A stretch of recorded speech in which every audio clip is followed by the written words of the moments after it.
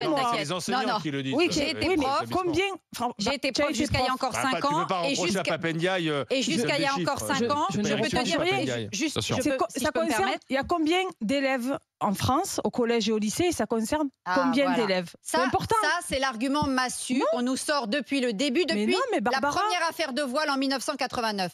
Ces deux gamines... C'est une question simple.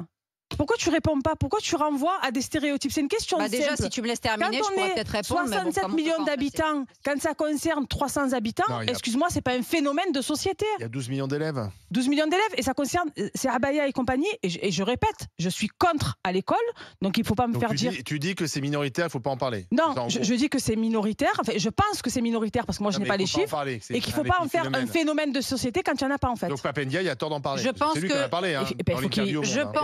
Je pense que l'islamisme n'est pas un phénomène de société. Par contre, je pense que la majorité, l'immense majorité des musulmans de France ne sont pas islamistes. Néanmoins, ils sont travaillés, menacés.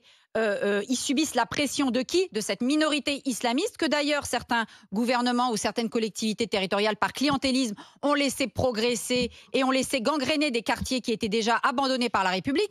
Donc moi je suis désolée, même si ces deux voilées, elles n'ont rien à faire dans l'école publique laïque. Elles n'ont qu'à aller dans des écoles communautaristes. Ça ne me gêne pas. Il y a des écoles privées, sous contrat, hors contrat, pour les catholiques, pour les juifs, pour les musulmans. Se faire enrôler pour la Syrie, c'est mieux, c'est plus intéressant. Dans l'école de la République avec des signes religieux ou avec des revendications. Laissons-les partir pour la Syrie, c'est mieux, elles reviendront poser des bombes.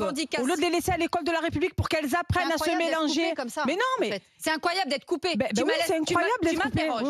Tu m'interroges tout à l'heure. Oui.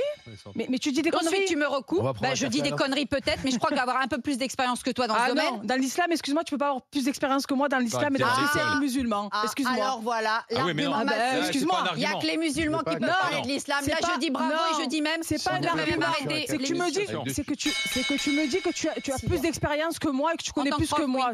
En tant que prof et pour quelqu'un qui justement a essayé de protéger des jeunes filles qui étaient soumises à des pressions religieuses dans des mosquées salafistes et avec des parents qui essayaient de les en sortir et qui n'y arrivaient pas et qui étaient contents que l'institution scolaire soit là pour aider leurs filles à ne pas tomber entre les mains des barbus. Alors excuse-moi, je crois que oui, je maîtrise aussi un petit peu le sujet, même si bien entendu je ne suis pas musulmane et donc je dois marcher sur des œufs pour ne pas vexer les musulmans qui s'y connaissent tellement mieux que moi. Moi en tout cas je suis française et en France l'islamisme n'a pas sa place. L'islam a sa place, pas l'islamisme. Donc l'islamisme ne rentre pas dans l'école publique, point final. On est français aussi, ça fait 2 fois que je te le répète, c'est pas ce qu'elle a dit.